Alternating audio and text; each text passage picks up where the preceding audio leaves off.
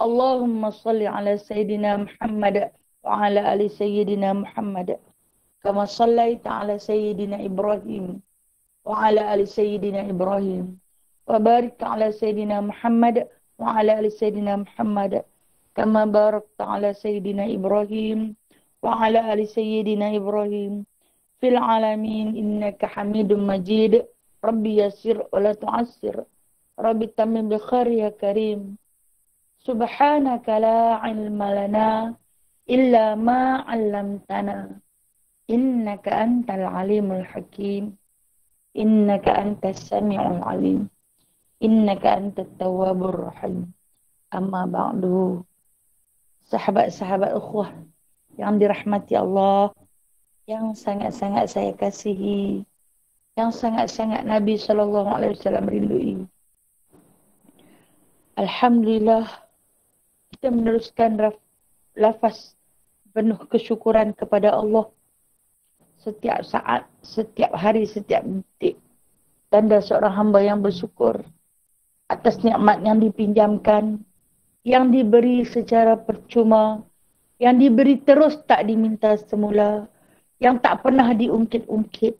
Terima kasih wahai Allah, Tuhan yang maha berbudi, budi yang tak mampu kita balas. Kita hanya mampu menyanjung, memuji dan memuji serta bersyukur ke hadratnya di atas segala nikmat yang telah pun kita kecapi hari ini. Alhamdulillah yang ala kulli hal, bersyukur sangat di atas segala keadaan. Dalam suasana hari ini, dunia yang semakin kelam kabut, apa yang kita perhatikan, dunia yang semakin kelam kabut. Namun orang Islam tetap bertenang. Orang yang memiliki keimanan dalam hati dia, dalam diri dia tetap bertenang. Walau ujian yang datang bergulung-gulung, menimpa-nimpa, berlapis-lapis. Yang satu tak habis, datang lagi satu. Yang satu tak selesai, datang lagi satu. Yang satu lagi belum aman, datang lagi satu. Namun orang yang memiliki keimanan dalam hatinya tetap bertenang. Menerima segala ujian, segala bala, segala bencana dengan penuh lafaz Alhamdulillah. Syukur sangat atas segala apa yang Allah bagi, Allah kurnia. Jikalau kita bersabar, maka ianya akan mengkifaratkan dosa. Kalau kita mengeluh, ia menjadi satu bala buat kita. Maka bersabarlah dan pujilah atas kebesaran Allah Ta'ala. Dengan kebesaran Allah Subhanahu Wa Ta'ala, maka pagi ini kita kembali lagi atas jemputannya, atas izinnya. Itu kita akan bersama-sama bermutalaah, bermuzakarah hadis yang ke-13. Iaitu dengan satu tajuk, persaudaraan sejati dalam Islam. Sesuailah dengan keadaan kita yang kita gelarkan diri-diri kita, jemaah kita dengan satu nama ukhuwah muslimah, iaitu persaudaraan sesama Islam. Yang mana kita akan cuba menghayati, menerajui kehendak hadis yang telah pun disabdakan oleh kekasih junjungan kita Nabi Muhammad sallallahu alaihi wasallam, mengajak kita untuk sama-sama saling berkasih sayang, bersaudara, ibarat kita satu nyawa, dicubit paha kanan, paha kiri terasa sakitnya. Alhamdulillah, indah sungguh hidup bersaudara dalam dunia Islam. Baik, kita baca sama-sama dulu hadis ni. Bismillahirrahmanirrahim. An Abi Hamzah Anas bin Malik radhiyallahu anhu khadimi Rasulullah sallallahu alaihi wasallam. Anin Nabi sallallahu alaihi wasallam qala la yu'minu ahadukum hatta yuhibba li akhihi ma yuhibbu li nafsihi. Rawahul Bukhari wa Muslim. Hadis daripada Abi Hamzah, iaitu Anas bin Malik radhiyallahu anhu, khadam Rasulullah sallallahu alaihi wasallam. Daripada Nabi sallallahu alaihi wasallam sabdanya, tidak sempurna keimanan seseorang kamu sehingga ia menyintai untuk saudaranya apa yang ia cintai untuk dirinya. diriwayatkan oleh Bukhari dan Muslim. Ini satu hadis yang dibawa datang ataupun diambil cerita, diambil riwayat daripada seorang yang bernama Abi Hamzah Anas bin Malik. Kenapa disebutkan Abi Hamzah? Kenapa tak sebut Anas bin Malik macam hadis-hadis yang lain? Terus disebut Anas bin Malik. Kita semua masyhur, kita kenali Anas bin Malik. Ianya adalah khadam ataupun hamba Rasulullah yang Nabi jadikan dia seperti anak Nabi. Tidur baring dengan Nabi, makan minum dengan Nabi, tinggal sebumbung dengan Nabi untuk tempoh sampai bila? Sampai Nabi wafat. Dari umur dia 9 tahun hinggalah sampai Nabi wafat, dia berusia 19 tahun waktu Nabi wafat. Dia duduk dengan Nabi, dia tidur baring dengan Nabi, dia bergembira dengan Nabi, dia bersedih dengan Nabi, dia berpuasa dengan Nabi, dia berqiyamul lail dengan Nabi, dia sakit dengan Nabi, dia sihat dengan Nabi. Itulah Anas bin Malik. Kenapa dalam hadis yang ke-13 ini dibawa datangkan namanya Anas, Abi Hamzah. Okey, Abi Hamzah ni siapa? Abi Hamzah tu anak dia, nama Hamzah. Anak kepada Anas bin Malik. Baik. Seperti mana kita sedia faham, saya cerita banyak kali tentang Anas bin Malik ini adalah seorang anak yatim daripada kecil. Usia dia daripada 6 tahun. Dia telah pun kehilangan bapa dia. Kemudian tinggal bersama seorang ibu. Ibu yang digelar dengan nama Ummu Sulaim. Cantik sangat. Ibu dia ni ketika mana Nabi SAW datang ke bumi Madinah sebagai muhajir, sebagai orang yang berhijrah, berpindah ke bumi Madinah, masing-masing penduduk-penduduk Madinah menyediakan rumah, menyediakan harta, menyediakan kenderaan, menyediakan tempat tinggal, makanan, minuman dan sebagainya. Dan pelbagai-pelbagai hadiah yang disediakan untuk menyambut kedatangan Nabi SAW. Berbeza dengan seorang wanita yang bernama Ummu Sulaim ini, dia fakir dengan ketiadaan suami, hanya memiliki seorang anak yatim. Jadi dia cuba mencari apakah sesuatu yang paling berharga, yang paling dia sayang, yang dia miliki untuk dia hadiahkan kepada Nabi SAW bagi memudahkan cara Rasulullah berdakwah, bagi memudahkan perjalanan hidup Rasulullah sebagai musafir yang baru nak menetap di bumi Madinah. Apakah hadiah yang wajar yang patut dia bagi? Apabila diperhatikan di sekitarnya, tidak ada apa yang berharga, melainkan hanya seorang anak. Dia ada anak saja. Tak ada, lain tak ada. Sebab apa? Sebab dia wanita fakir, tak memiliki harta untuk dihadiahkan kepada baginda SAW. Rumah pun rumah gerobok kecil saja, untuk dia berteduh dengan anak tunggalnya tu. Dari segi pakaian juga dia tidak memiliki pakaian, hanya membaluti tubuhnya semata-mata dan anaknya. Begitu juga makanan, kes pagi makan pagi, kes petang makan petang. Jadi apabila diperhatikan di sekitarnya, tidak ada sesuatu yang berharga yang layak dihadiahkan, melainkan jantung hati nyawanya, iaitu anak yang bernama Anas. Subhanallah. Itu yang dikatakan nak berbetulan dengan hadis ni, hatta yuhibbu li akhihi ma yuhibbu li nafsi. Dia punya sayang dekat Rasulullah sebab dia tahu Rasulullah itu ibarat seorang yang membawa cahaya yang masuk dalam kegelapan kejahilan, menerangi bumi Madinah dengan penuh keterangan hidayah yang dibawa oleh baginda. Maka bagaimanakah cara untuk memudahkan perjalanan Rasulullah menyebarkan dakwah di bumi Madinah? Iaitu memudahkan urusan makan minum, memudahkan urusan tempat tinggal, memudahkan urusan penyelenggaraan kehidupan baginda daripada awal pagi hingga tidur baginda. Maka dihadiahkan anaknya untuk memberi khidmat kepada Nabi SAW. Hadiah paling istimewa. Siapa yang boleh hadiah dekat orang anak? Anak bukan ramai. Satu tu saja. Ketika itu dia hanya memiliki Anas sahaja. Tapi dia bagi sebab apa? Ni kata kasih dan sayang. Bukan jatuh cinta kepada Rasulullah. Tak. Tapi dia tahu Rasulullah itu nak memulakan perjuangan dakwah di bumi Madinah. Jadi dia tak tahu nak bagi apa yang boleh memudahkan urusan Rasulullah di bumi Madinah itu. Maka dihadiahkanlah anaknya yang bernama Anas. Dia kata kepada Rasulullah waktu dia bagi kepada Rasulullah. Dia kata aku tak memiliki apa-apa. Hanya ini sahaja milik aku. Ambillah. Rasulullah pandang pada wajah Anas bin Malik. Sesungguhnya dia adalah anak yatim. Lalu diusap. Baginda SAW paling sayang dekat anak yatim. Diusapnya kepala, dikucupnya dahi Anas bin Malik, dirangkulnya lengan kanak-kanak tersebut. Menerima bukan sebagai khadam, tetapi diangkat, dinaik taraf sebagai anak. Nabi ambil, Nabi peluk, Nabi kucuk dia, bahagianya hati si ibu bila melihat seorang lelaki budiman, seorang lelaki yang dinanti-nanti merangkul anaknya, membawa berjalan beriringan bersama.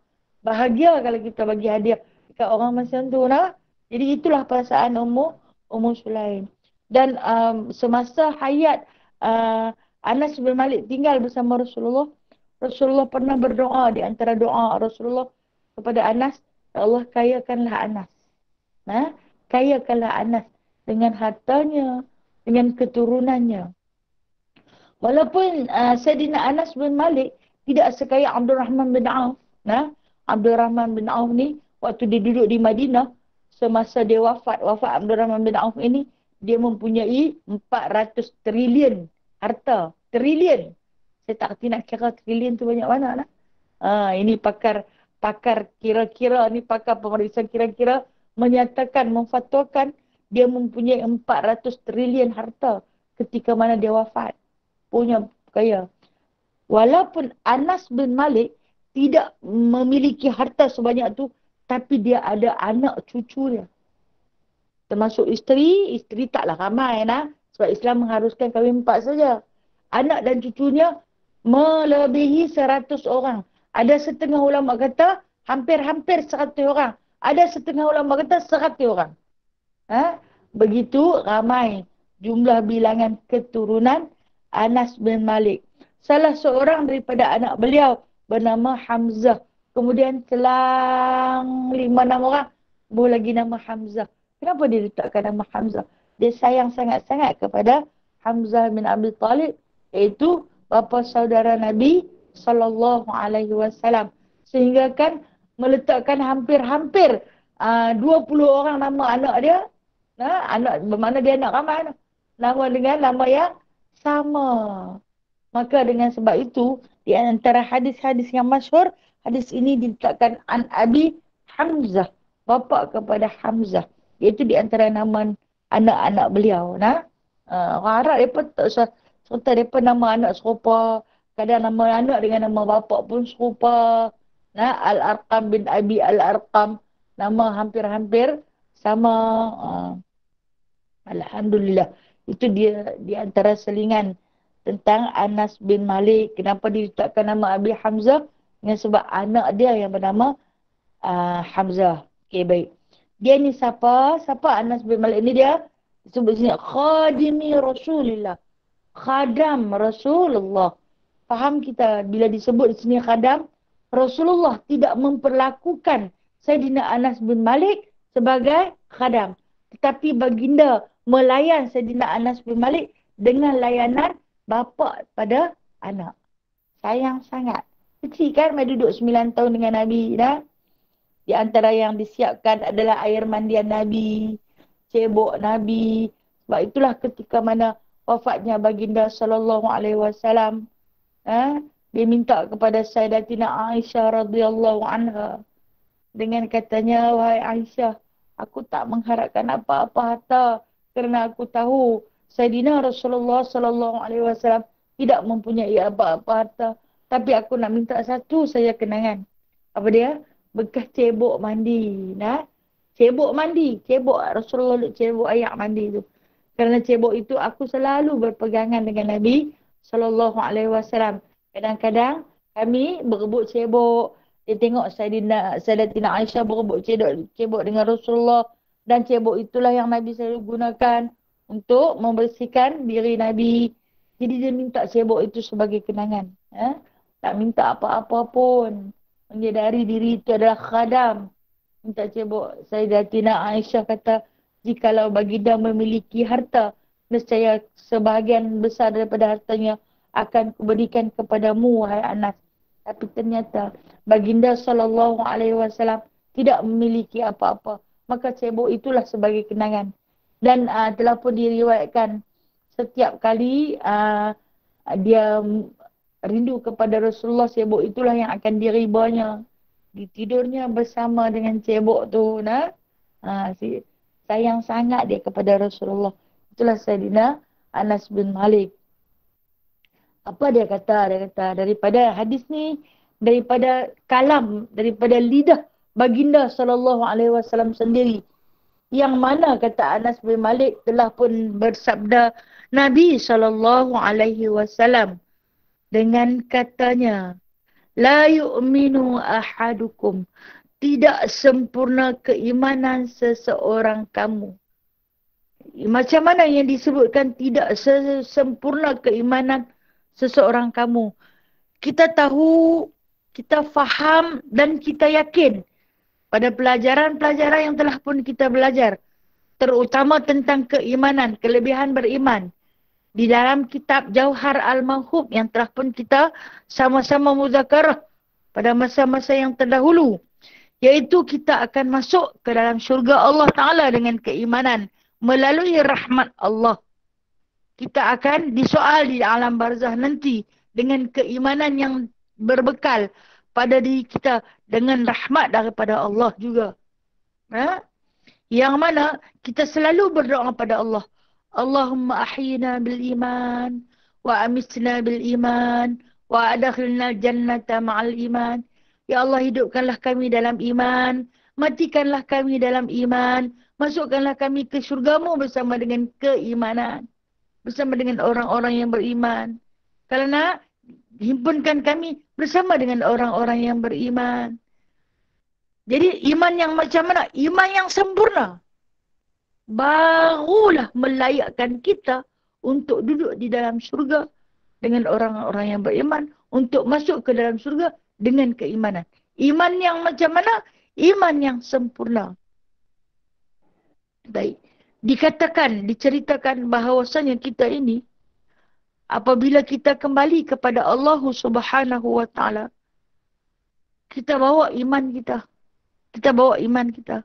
Tapi tak sempurna. Kenapa tidak sempurnanya iman kita? Ulaika habitat a'maluhum, kata Allah Ta'ala. Iman mereka itu akan gugur seperti daun-daun kering yang gugur daripada dahan yang mati. Dia tak tinggal selai pun. Dia gugur habis sebab dahan dah mati. Kenapa berlaku iman seperti itu? Kerana ia juga bersedekah tetapi ia mengungkit-ungkit. Bawa keimanannya. Bawa pahala puasa, pahala hajinya, pahala zakat, pahala sedekahnya. Tetapi mengungkit-ungkit, bercerita, riak dan sebagainya. Maka jadilah dia habitat a'maluhum, rosak keimanan tu. Bawa, ada. Masuk rosak ni tak sempurna. Bila tak sempurna, dilemparkan keluar. Dah nak masuk sangat-sangat dah. Bila dicek, tengok, oh tak boleh. Kemudian bawa lagi pahala. Pahala apa? Pahala dia membelanjakan rumah anak-anak yatim. Dia membina pusat-pusat pengajian. Dia membiayai anak-anak tahfiz Al-Quran. Dah layak dah untuk ke syurga dengan keimanan yang dibawanya. Hampir-hampir sampai ke muka pintu. Kemudian dia jadi apa? Haba'an mansura, kata Allah. Dia jadi debu-debu yang berterbangan. Kerana dia riak dan takabur. Bawa keimanan. Bawa masing-masing keimanan. Dah dekat-dekat nak masuk dah. Tiba-tiba keimanan yang dibawa tu bermakna iman tu tak sempurna. Dia jadi seperti haba'an mansura. Apa dia haba'an mansura? Itu debu-debu yang berterbangan. Mana pi keimanan tu? Rupa-rupanya tak sempurna. Bagaimanakah hendak menyempurnai keimanan? Sampai macam mana nak menyempurnai keimanan? Maka kata Nabi SAW, kalau kata kita beriman, tetapi kita tidak mengasihi. Hatta yuhibbu li akhihi ma yuhibbu li nafsi. Sehingga ia mengasihi saudaranya seperti mana dia mengasihi dirinya sendiri. Yang diartikan di sini, dia menyintai untuk saudaranya seperti mana ia menyintai untuk dirinya sendiri. Maka disebut di sini bahawasanya Islam itu ibarat satu nyawa. Orang Islam ni, orang Muslim ini ibarat satu nyawa. Ataupun kita sebut satu jasad, sedaging. Dicubit paha kanan, paha kiri terasa sakit. Itu orang Islam. Kalau kamu tidak memiliki sifat seperti itu, maka la yu'minu ahadukum. Belum sempurna keimanan kamu. Persetankanlah hang punya pasal, makan ke, tak makan tu hangpa punya pasal. Tenggelam hangpa nak tenggelam sampai apa bumbung-bumbung pun tenggelamlah, kami tak kisah, janji kami kering. Tidak ada rasa sensitivity di dalam jiwa dia, tidak ada rasa belas kasihan, tidak ada rasa untuk membantu walaupun hanya dengan bantuan percuma, yakni menadah tangan kepada Allah, minta diselamatkan mereka yang berada di sana. Bukan nak kena buat keluar duit. Mungkin nak buat keluar duit dia rasa bakhil, kedekutnya, berkiranya, maka memadailah dengan berdoalah pada Allah. Mungkin boleh dihadkan ataupun dibelanjakan sedikit waktu sujud yang akhir untuk 3 saat bermunajat pada Allah. Ya Allah, selamatkanlah saudara-saudara se-Islam kami yang sedang diuji dengan banjir besar ketika ini. Wahai bumi, telanlah airmu. Wahai langit, hentikanlah dia. Kan? Disebut di antara doa Nabi Allah Nuh alaihi salam. Ketika berlakunya banjir besar, minta Allah Ta'ala hentikan hujan daripada langit, bumi agar telanlah segala air yang melimpah ruah. Ini semua kerja Allah. Anda tidak ada rasa sensitivity di dalam diri kita itu, maka la yu'minu ahadukum. Kita belum dinamakan orang-orang yang sempurna keimanannya. Bagaimana kita nak ke syurga sedangkan kita tidak ada rasa sakit bila melihat saudara kita sakit? Sebaliknya, ambil padan dengan muka hampa. Hampa seronok sangat kan? Kena ada. Tak ada. Jangan ada perasaan sedemikian di dalam diri kita. Kita dengar tak mana-mana juga musibah berlaku. Sekalipun ianya berlaku kepada orang yang bukan Islam, kita tetap berbelas kasihan, tetap berbelas ihsan. Sebab apa? Sebab kita orang beriman. Kerana orang beriman itu di dalam hatinya dipenuhi dengan cahaya Rabbani. Dalam hati dia. Cahaya Rabbani itu yang dididik oleh Allah Subhanahu Wa Taala untuk saling kasih mengasihi di antara satu sama lain. Kita saling berkasih sayang kerana Allah Subhanahu Wa Taala. Tidak ada apa-apa niat untuk kita sama-sama berkasih sayang. Suka kalau tengok sahabat kita menerima nikmat. Seronok dengar kawan-kawan kita tu berjaya. Alhamdulillah. Anak-anak dia berjaya. Semua bagus-bagus. Katanya sahabat kita yang seorang ni, dia ada anak 8 orang. Semua hebat-hebat. Ke-8-8-nya hebat. Bekerja, gaji besar. Beriman dengan Allah. Mempunyai rumah-rumah yang besar. Kenderaan-kenderaan yang besar. Kita yang tak memiliki apa yang Allah Ta'ala bagi. Yang besar-besar. Hanya ada badan saja yang besar ni. Alhamdulillah. Tumpang bahagia. Tumpang gembira. Menadah tangan. Atas kurniaan Allah kepada sahabat kita ni.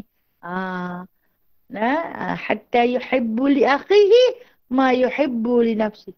Suka dengar. Tak ada rasa iri hati.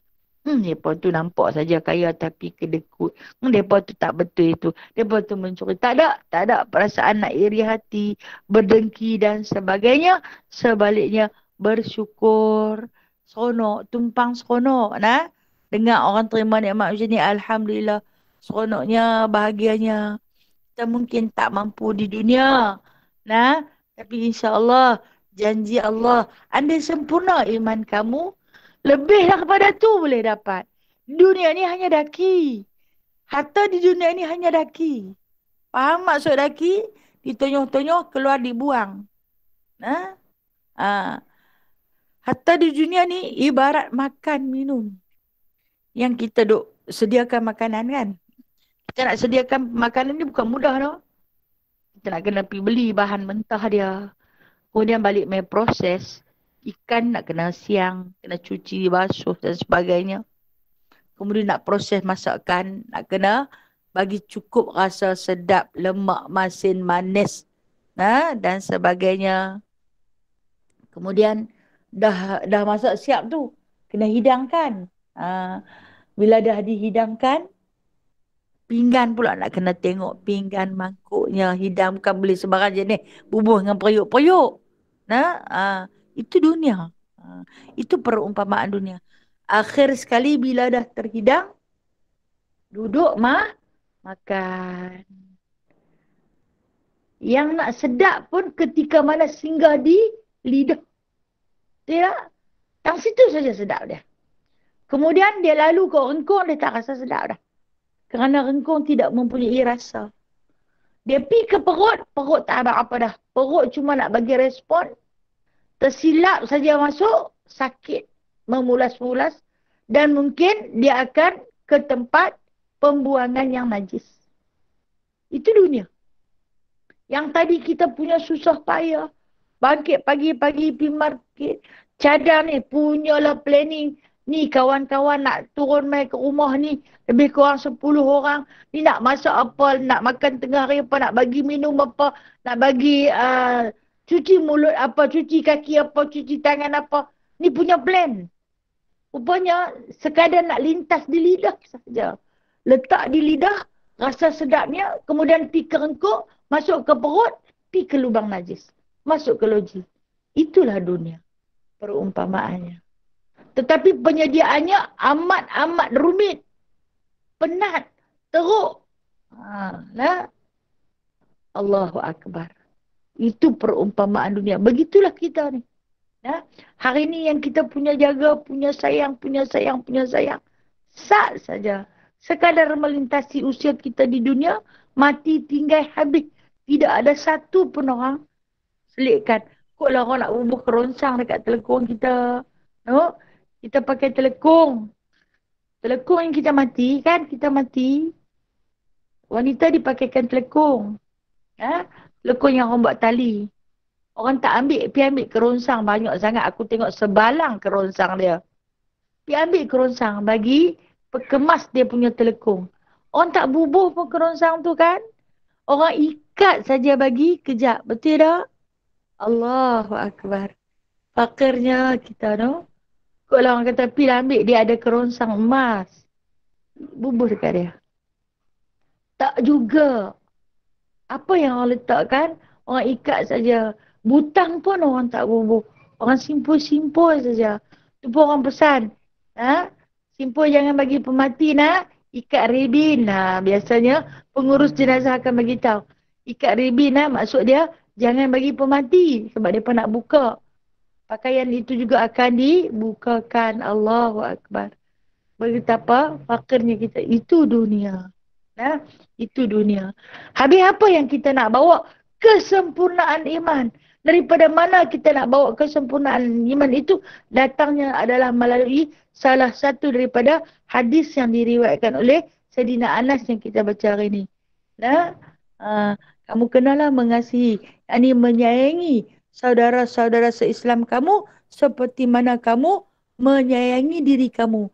Seperti mana apa yang kamu kehendaki, macam itulah kawan kamu kehendaki. Takkanlah kita nak bagi dekat orang sesuatu yang kita dah tak mau, kita dah tak lalu nak makan, kita dah tak lalu nak pakai, nak bagi pakaian kepada orang. Sekarang kan saudara-saudara kita yang diuji dengan musibah banjir, mereka memerlukan pakaian, hantar pakaian. Alhamdulillah, rakyat Malaysia, subhanallah, hantar pakaian berkontainer-kontainer punya hantar. Pilih saja, sama ada yang tak koyak plastik lagi pun ada. Hak yang dah koyak plastik siap pun ada. Hak yang daripada yang paling cantik sampailah yang macam kain buruk. Sampailah di antara setengah pusat-pusat banjir yang menerima bantuan pakaian begitu banyak, sampai buat pakaian tu jadi alas kaki. Punya mewah, Alhamdulillah. Rakyat Malaysia di antara yang disebut dalam hadis ni, mengasihi saudaranya seperti mana dia mengasihi diri dia sendiri. Dengar saja. Dapat masuk dan nak tunggu berita dalam TV, dalam radio lambat. Dalam internet alam maya Allah hantar lebih cepat dapat tahu. Kirim punyalah tak berhenti-henti, tak putus hingga sampai hari ini. Banyak badan-badan NGO yang turun. Kita tak mampu nak turun, kita tak mampu nak hantar dalam jumlah yang banyak. Kita type dengan hujung jari kita, daripada hujung jari kita maka melayanglah RM kita, RM digital. Walaupun dalam jumlah yang hanya kita dan Allah saja yang tahu. Cukup sekadar itu yang termampu, kata kita. Kerana apa? Terkesan rasa sedih. Tengok ayang tenggelam. Kemudian ditunjukkan pula orang-orang tua yang tak mampu berjalan. Anak-anak nak heret naik atas bumbung tak upaya. Kita tengok binatang-binatang yang tenggelam. Masya Allah. Terkesan hati. Sedih, pilu dan sebagainya. Itu tanda orang yang sempurna iman dia, insyaAllah.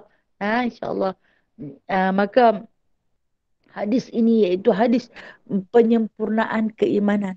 Sebenarnya di dalam hadis yang diriwayatkan oleh Sayyidina Anas bin Malik ini adalah di antara 4 hadis yang mana kata Imam Malik rahimahullahu ta'ala, maka katanya 4 hadis ini iaitu menceritakan tentang kesempurnaan iman. Kalau orang yang beramal dengan 4 hadis ni, maka sempurna imannya. Apa dia? Kita dah baca dah. Yang pertama hari tu kita baca berkenaan dengan barang siapa yang beriman dengan Allah dan hari kiamat, hendaklah dia berdiam, hendaklah dia berkata sesuatu yang baik. Kalau tak ada benda yang baik dia nak kata, diam sudah. Kemudian yang keduanya, kita dah baca dah hadis tu minggu lalu, yang mana hadis itu yang menyebut barang siapa yang beriman, barang siapa tidak sempurna iman seseorang itu sehingga ia meninggalkan perkara-perkara yang lara. Itu hadis yang kedua. Kemudian hadis yang ketiga akan datang, kita akan baca. Nabi berpesan, tidak sempurna iman seseorang itu sehingga ia dapat menahan dirinya daripada kemarahan. Bila taghdab, jangan marah. Kemudian satu lagi hadis, ni hadis yang kita baca hari ini. Maka apabila kita beramal dengan keempat-empat hadis ini, kita akan memilikilah keimanan yang sempurna di sisi Allah Subhanahu Wa Taala. Ada mulut cakap yang baik-baik, tak ada benda yang baik-baik nak cakap, duduk diam-diam. Kemudian, kalau kata kita tak ada perkara yang manfaat nak boleh buat, hanya perkara lara, tinggalkan yang lara. Kemudian, jangan mudah marah, la taghdab. Itu di antara pesanan baginda sallallahu alaihi wasallam. Dan lagi, yang mana Nabi kata, yang hari ini, cintailah, sayangilah saudara kamu seperti mana kamu menyayangi diri kamu sendiri. Kamu tahu apa yang terbaik untuk kamu, maka itulah terbaik untuk saudara kamu. Kita tengok adakah kita di antara orang yang disebut oleh Rasulullah sallallahu alaihi wasallam, yuhibbu li akhihi ma yuhibbu li nafsi. Dari segi pemakanan, okey. Kita nak makan. Zaman Rasulullah dulu, bila masak, Nabi akan berpesan kepada isteri baginda, lebihkan airnya. Maksudnya, lebihkan kuahnya. Lebihkan kuahnya. Kenapa? Bagi banyak. Bila ada kuah. Sebab ada apa dan kuah tu isi pun tak ada. Ada rasa. Kalau kata rebus daging, air manis daging, air itu akan turun pada kuahnya. Kalau kata isinya mungkin sedikit, kuahnya boleh penuhkan untuk diberikan kepada saudara-saudara kita yang lain. Dan apabila Nabi dijamu makan, Nabi akan cari makanan yang terbaik untuk diberikan kepada saudaranya. Sementara baginda ambil yang sikit-sikit saja. Sekadar keperluan. Kan dikatakan Nabi tak pernah makan sehari 2 kali. Kalau dia makan siang, dia tak makan malam. Kalau dia tak makan siang, dia makan malam. Itulah baginda SAW. Kita makan pagi, makan pukul 10, makan tengah hari, makan petang, makan malam, makan nak tidur, makan saja kita, no? Kenapa baginda bersikap sedemikian? Nabi SAW hidup di kalangan sahabat-sahabat yang fakir. Maka oleh sebab itu baginda SAW selalu berlapar untuk kepentingan perut sahabat-sahabat yang baginda kasihi. Kita tengok dah, ada orang yang berniaga bulan Ramadan. Berniaga tak habis. Hari itu tak habis. Bukan selalu Allah Ta'ala nak bagi habis. Tak habis. Bila tak habis, tempat yang utama yang dia pernah nampak, hantar pergi dekat asrama anak-anak yatim. Ataupun hantar pergi dekat pusat-pusat tahfiz. Mereka tu ramai. Sedangkan mereka tu dah memang orang sedekahkan khas untuk mereka. Untuk berbuka hari ni, siapa dia punya, hari ni banyak mana, hari ni banyak mana. Kemudian bila berlaku lambakan daripada perniagaan yang tak habis, pergi bagi dekat anak-anak ni. Budak-budak hari ni, mereka lebih suka tengok kalau makanan yang bersifat segera. Nah, mereka suka macam bola yang cucuk-cucuk tu. Orang pergi hantar. Siapa pergi hantar? Selalu tak pernah hantar.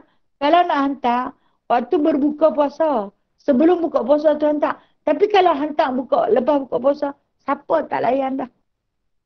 Bila hantar ke pusat-pusat tahfiz, tempat-tempat anak yatim dah. Saya pernah berkhidmat untuk seketika di tempat anak yatim dah. Makanan mereka sampai buang-buang berlambak-lambak. Sebab apa? Hak yang mereka buka puasa ni tak selesai lagi. Numai pula dah lepas buka puasa. Orang yang berniaga, peniaga yang berniaga tak laku. Yang tak habis.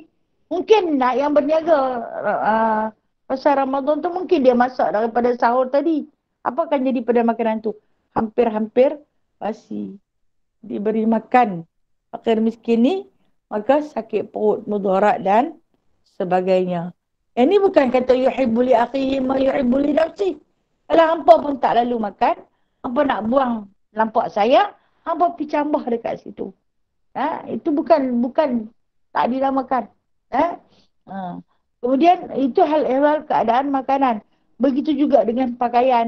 Kalau nak bagi yang elok-elok, itu yang dia kata, berikanlah untuk apa yang kamu suka, begitulah untuk saudara kamu apa yang kamu suka. Pergi cari yang kain baju, bunga dah, hoi. Warna dah nak hilang. Lari hijau nak jadi putih-putih dah. Baru ingat nak bagi dekat orang, tak usah bagi macam tu. No? Bagilah sesuatu yang kamu kasihi, yang kamu sukai. Barulah tercapai maksud kehendak pemberian kamu itu. Barulah sempurna keimanan kamu. Dari segi makanan, begitu juga dari segi minuman.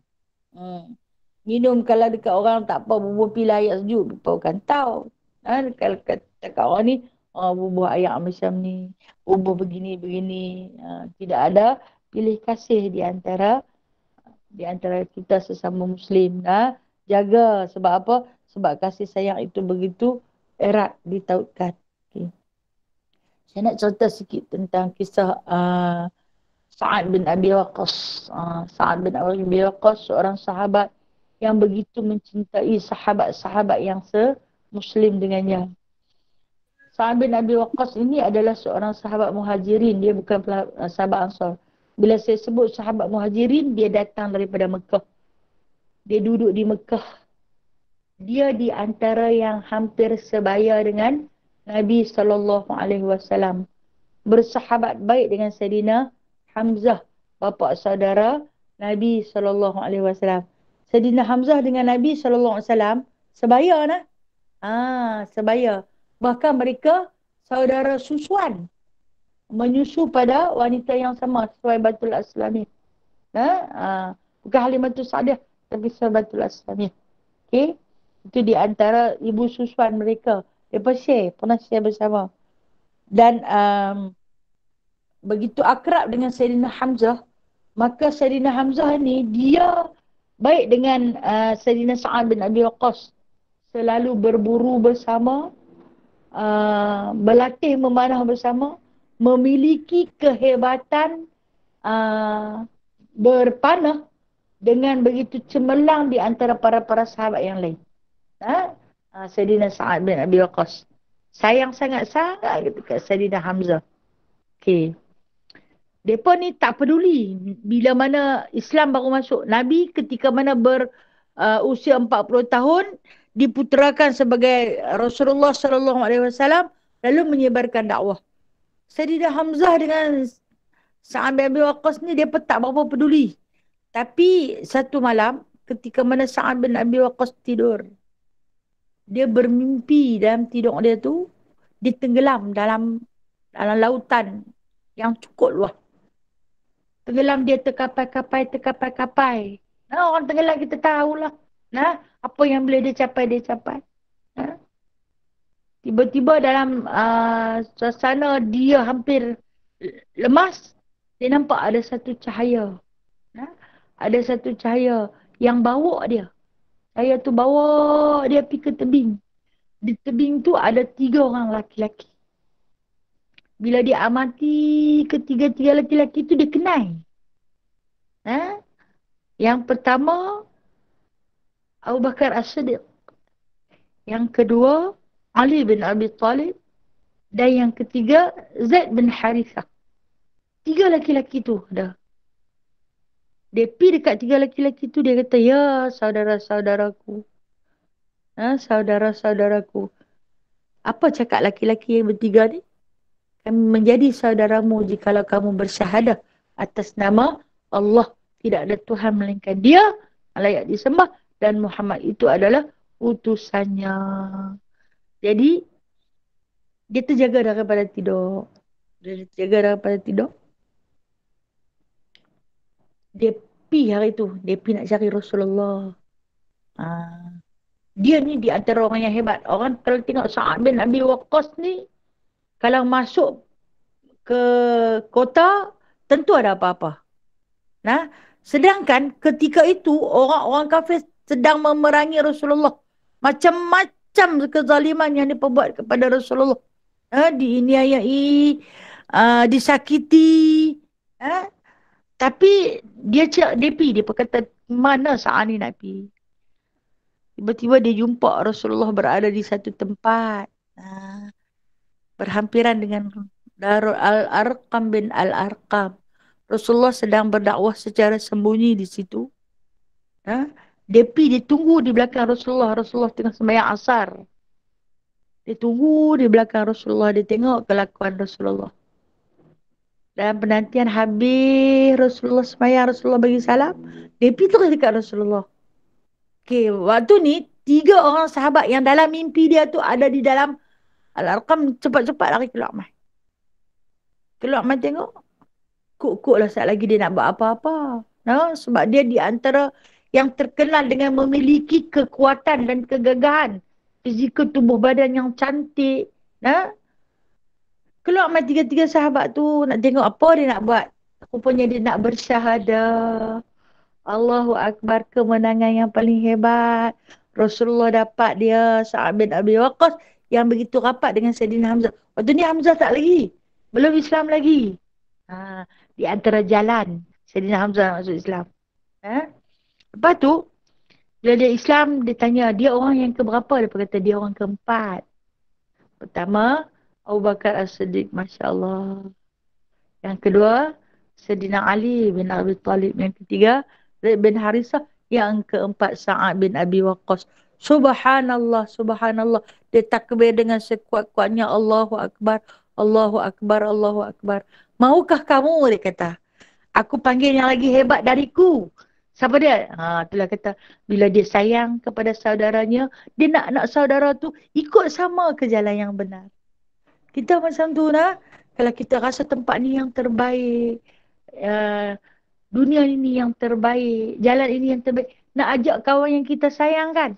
Nak cari kawan yang kita sayang untuk sama-sama menyusuri jalan kebaikan ni. Jangan nak selamatkan diri kita saja. Kita nak cari. Maka dia pun cari Sayyidina Hamzah. Nah, dia cari Sayyidina Hamzah.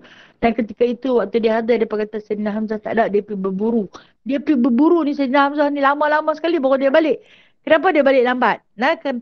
Sebab dia tak suka duduk di kalangan penduduk Mekah yang ketika itu terlalu jahil. Nah, buat kerja ikut tilikkan, bertawah bertelanjang, minum arak, berzina dan sebagainya. Dia meluat. Lepas tu dia tinggal. Bila dia balik, main sekali-sekala dia kata Muhammad bawa agama baru. Dia tak berapa peduli, dia pergi balik. Jadi bila dia balik kali yang kedua tu, dia jumpa dengan Sa'ad bin Abi Waqqas yang telah pun Islam. Sa'ad bin Abi Waqqas menceritakan kepada Sayyidina Hamzah hal ehwal keadaan Rasulullah yang disakiti. Terus Sayyidina Hamzah jadi marah. Kenapa disakiti kekasihku itu? Dia berkata, dia bawa satu agama sesat macam ni, macam ni, macam ni.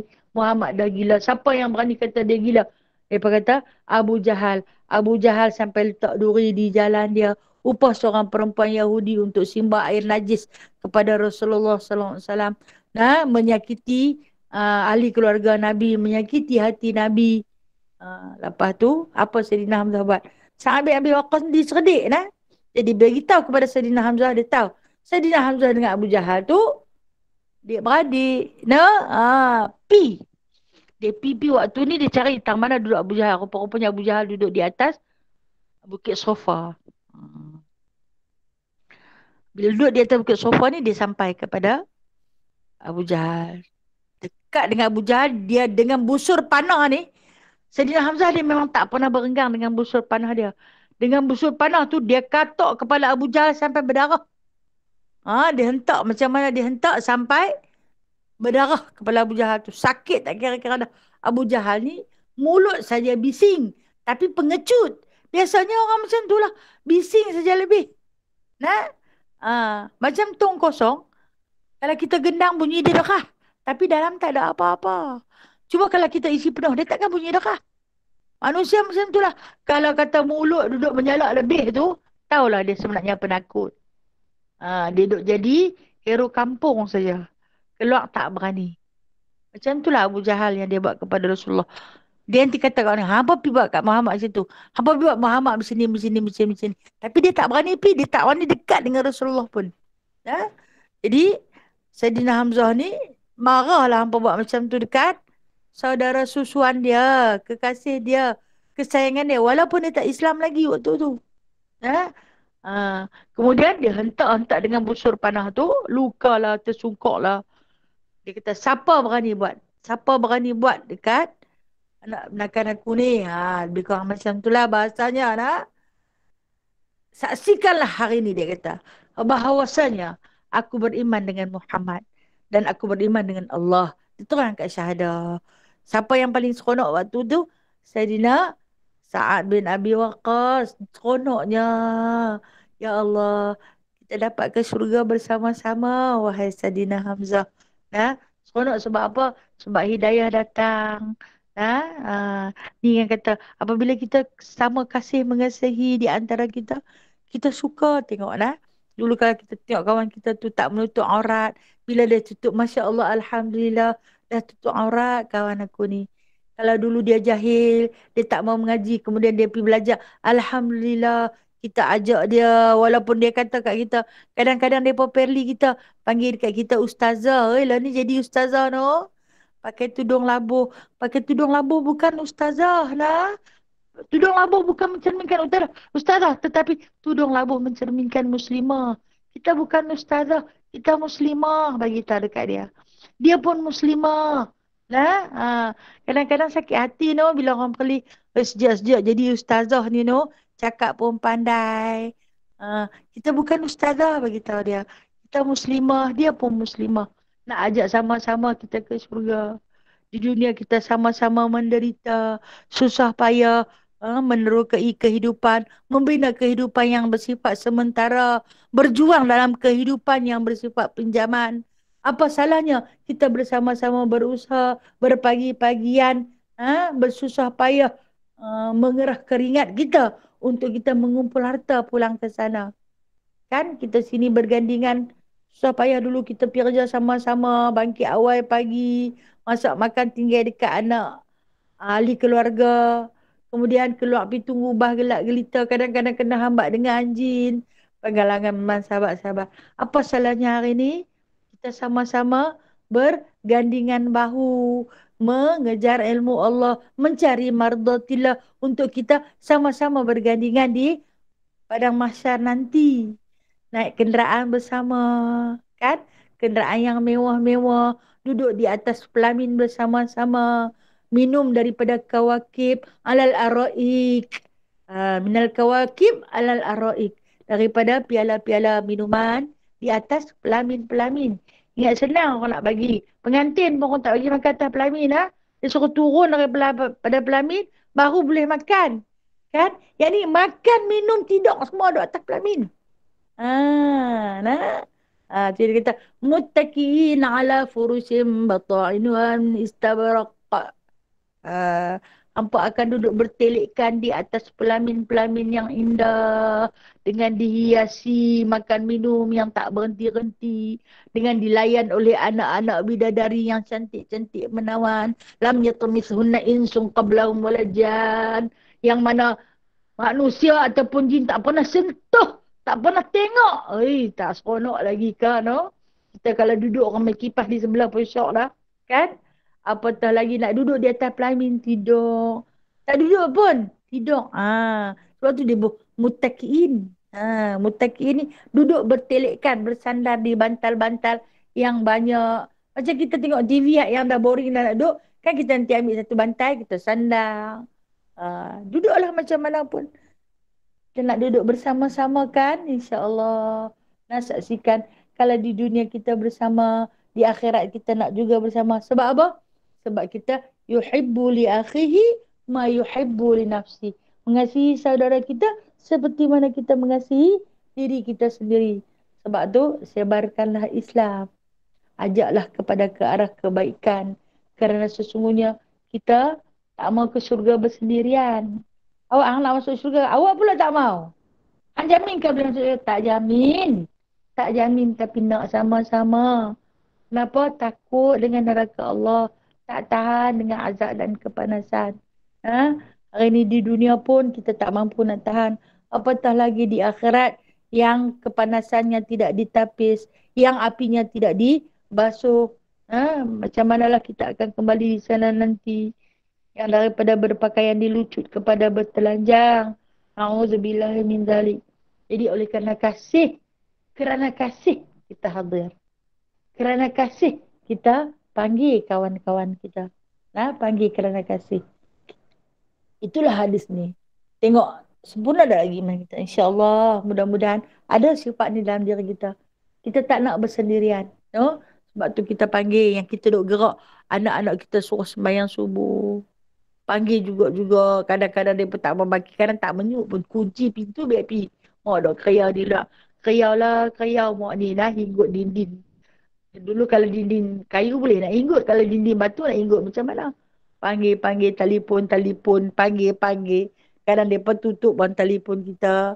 Tak mau bagi panggil mereka. Sebab apa? Sebab aku sayang sangat-sangat dekat kamu. Takut dibakar dalam neraka. Wallahualam. InsyaAllah ni mana dia kata kesimpulan daripada hadis ni. Iman tidak sempurna kalau tidak ada kasih sayang antara satu sama lain. Tak sempurna lagi. Yang kedua, Islam menggalakkan umatnya hidup berbaik-baik dan harmoni. Ini akhlak. Ini seruan dalam berislam. Di dalam kita beragama, Islam menyuruh kita hidup berbaik-baik dan harmoni. Hak yang sikit-sikit punya salah tu, cuba lupakan. Walaupun kadang-kadang duri tu menikam hati. Sedih sangat kan? Macam Rasulullah. Walaupun dia memaafkan Wahsy. Kerana membunuh Sayyidina Hamzah. Sebab Rasulullah pernah bersumpah. Kalau kata aku dapat Wahsy, akulah yang akan mencincang jasad Wahsy. Seperti mana Wahsy mencincang jasad Sayyidina Hamzah. Sumpah Rasulullah terus. Lalu Allah Ta'ala turunkan satu ayat daripada surah Al-Ahzab. Allah Ta'ala kata, kalau bunuh dibalas bunuh. Qisas. Kalau bunuh dibalas bunuh. Tetapi kalau kamu memaafkan, maka itu terlebih baik. Tengok Rasulullah dididik oleh Allah. Dia dah bersumpah dah. Dia nak bunuh. Dia nak cincang macam mana Wahsy cincang jasad Sayyidina Hamzah. Tapi bila Allah Ta'ala bagi satu ayat mai pesan, bunuh dibalas bunuh. Memang betul, hang boleh bunuh dia. Hang boleh cincang dia, wahai Muhammad. Tapi kalau hang memaafkan itu lebih baik. Maka Rasulullah maafkan. Walaupun hati baginda terluka. Walaupun setiap kali memandang wajah Wahsy, Nabi SAW menangis. Tengok Wahsy, tengok jasad Wahsy, dia menangis. Hang pernah cincang ponakan aku yang paling aku sayang. Tapi dia maafkan. Nah, macam itulah kita ni. Kita yang bukan siapa-siapa ni. Nah, kita cuba maafkan. Walaupun tak patut dia maaf lah. Dia buat kat aku teruk sangat. Aku takkan maaf dia. Janganlah sangat-sangat macam tu dah. InsyaAllah. Ini pesan ni untuk diri kita. Untuk diri saya sendiri. Kita disuruh untuk berbaik-baik dan hidup harmoni. Islam memerintah umatnya supaya bersikap baik sesama Islam. Itulah Islam. Cukup indah dalam beragama. Sentiasa berpesan-pesan dengan kebaikan. Sentiasa berpesan-pesan dengan kesabaran. Alhamdulillah. Wallahualam. Terima kasih semua. Apa soalan? Ada soalan nak tanya? InsyaAllah. Assalamualaikum Ustazah. Waalaikumsalam Kak Syam. Ya, di manakah Sadina Sa'ad Abu Waqqas meninggal? Di manakah Sayyidina Sa'ad bin Abi Waqqas meninggal? Okay. Dia ada dua riwayat tau. Ada yang kata selepas wafatnya Nabi SAW, Sayyidina Sa'ad bin Abi Waqqas ni dia tak boleh duduk di bumi Madinah. Dia di antara sahabat-sahabat yang bawa diri keluar daripada bumi Madinah sebab setiap inci bumi Madinah itu ada kenangan dengan Rasulullah. Dia keluar hingga sampai meriwayatkan dia punya jasad hari ni ada di China. Dia mati di China, dia dikebumikan di sana. Dan ada kata riwayat, dia dekat-dekat nak mati, dia patah balik mai ke Madinah. Tu yang kata dia ada dua makam. Allah, di China pun ada satu. Sa'ad bin Abi Waqqas. Nah, hanya Allah saja yang tahu yang mana yang tepat betul-betul dia, no? Dan saya sempat dah waktu pergi ke China tu dan sempat menziarahi makam tersebut dah. Tapi sejauh mana kebenaran, Allah saja yang maha tahu. No, Kak Syam dah? Ya. Okey. Sama-sama kasih. Waalaikumsalam warahmatullahi. Assalamualaikum Ustazah. Waalaikumsalam. Ya Kak Ana. Kalau macam kita kan, kita dah maafkan orang tu. Tapi pasal apa? Kita mesti nak ingat juga apa yang dia kata, apa yang dia buat. Adakah kita belum maafkan? Terima kasih Ustazah. Okey, baik Kak Nana. Ini saya kata sifat ni sifat yang normal yang ada dalam diri kita. Termasuk saya juga dah. Dalam kita ni tak apa, aku dah maafkan. Kadang-kadang kenangan tu dia mai ganggu. Bisikan-bisikan syaitan tu dia mai ganggu. Sehingga menyebabkan waktu ni kata, rasa macam nak pergi serang balik lah kawan tu, macam tak memaafkan. Kan, adakah kita tak ikhlas memaafkan dia? Kita ikhlas. Tapi sebagai manusia kita punya hati. Dan hati tu yang jahat tu. Membisik tentang keburukan lagi. Untuk kita terus bermusuhan. Maka pesanlah pada hati. Istighfar banyak-banyak. InsyaAllah kita maafkan. Ikhlas kerana Allah. Kerana Allah dan Rasul aku maafkan kamu.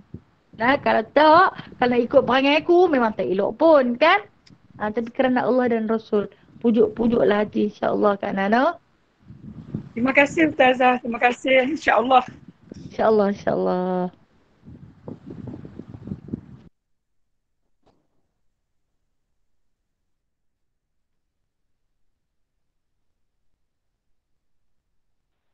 Assalamualaikum Ustazah. Waalaikumsalam warahmatullahi wabarakatuh. Siapa cakap ni? Ya, saya Ita. Ya Ita. Saya nak tanya kat Ustazah, kalau macam kita duk kejut anak kita bangun subuh, tapi dia liat juga tak mau bangun Ustazah, macam mana tu Ustazah? Adakah kita akan dituntut juga di akhirat nanti di hadapan Allah sebab kita tak ni dengan anak kita ni? Okey. Baik. Terima kasih Ita. Ya, sama-sama kasih. Okey, kita kejut anak kita kerana dia lihat tak mau bangkit lah. No, panggil sekali tak bangkit. Kita ni pergi semayang. Sampai dah sudah semayang, tak bangkit lagi. Kita panggil dia, tak bangkit. Macam mana? Kalau dia tak bangkit, adakah kita akan dituntut di hadapan Allah Subhanahu Wa Taala? Baik. Ini kita kena ada hadis ni dalam diri kita. Nah, kita sayang sangat dekat dia. Andai berlaku kebakaran di rumah kita, dah tentu dia tak bangkit, macam mana pun kita akan tarik. Kita takut anak kita tu mati terbakar. Kan? Kita akan panggil dia. Kalau kata pintu dia tak boleh buka, mungkin kita akan pecahkan pintu bilik dia. Sebab apa? Kita takut rumah sedang terbakar. Dan anak kita itu akan mati terbakar. Kita kena ingat dalam diri kita. Kalaulah aku tak panggil anak aku suruh sembahyang subuh, dia akan dibakar di neraka Allah. Yang mana api kepanasan itu teramat sangat. 70 kali ganda lebih panas daripada api dunia. Kejut juga macam rumah terbakar tu. Nah, panggil juga. Suruh dia keluar. Kalau boleh pukul waktu tu. Tarik telinga dia lihat tu. Suruh dia sembahyang juga. Nah, tapi kalau dia tak mau, bila dah sampai tahap ni pun dia tak mau juga, kita takkan dituntut oleh Allah. Kerana sesungguhnya kita dah suruh. Nah, bukan kita suruh sambil dia, sembahyang. Sepilah sembahyang. Dia tak sembahyang. Nah, sat. Nah, malam sat. Dia saang tu, habis waktu. Han tak sembahyang tadi. Dia teralik. Bagus. Betuah punya budak. Ada betuah. Nah. Tapi kalau kita dah bagi tahu dia, no, dia tak sembahyang juga. Kita dah sungguh-sungguh punya suruh. Macam tadi saya kata, ibarat rumah nak terbakar ni. Gerak dia sungguh-sungguh, dia tak mau juga. Kita takkan dipersoalkan di hadapan Allah. Tapi jangan pernah putus untuk berdakwah. Dalam rumah pun kita berdakwah, no. Ramai sebenarnya dalam rumah kita tu kita nak kena dakwah. Kan? Hati kita pun kena dakwah juga. Kadang-kadang tak sabar punya pasal apa lah. Aku dah suruh kan. Adakah kita akan dipersoalkan di hadapan Allah? Kalau kita yang suruh dengan sebenar-benar suruhan, insyaAllah kita takkan dipersoalkan lagi. Tapi kalau kita pun ambil tak apa nak endah lah, ambil happy lah, hampa orang muda, esok hampa tua, hampa kadur lah, esok pandai-pandai, yang tu tak boleh. Macam tu kita nak. Okey Ustazah, terima kasih Ustazah.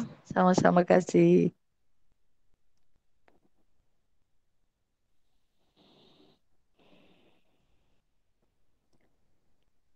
Okey. Ada soalan lain? Baik, kalau tak ada saya tangguh dulu lah kuliah kita hari ni. InsyaAllah yang baik itu datangnya daripada Allah. Yang lemah, yang kurang itu adalah daripada diri saya sendiri. Mohon ampun dan maaf atas segala kekhilafan saya. A'udzu billahi minasyaitonir rajim. Bismillahirrahmanirrahim. Alhamdulillahi rabbil alamin. Hamdan katsira, hamdan yuwafi ni'amahu wa yukafi'u mazidah. Ya Rabbana lakal hamdu kama yanbaghi li jalali wajhikal karim wa 'azimi sultanik. Allahumma zidna ilman nafi'a wa fahman wasi'a wa rizqan halalan tayyiba wa amalan mutaqabbala wa taubatan nasuha wa tijaratan lan tabur.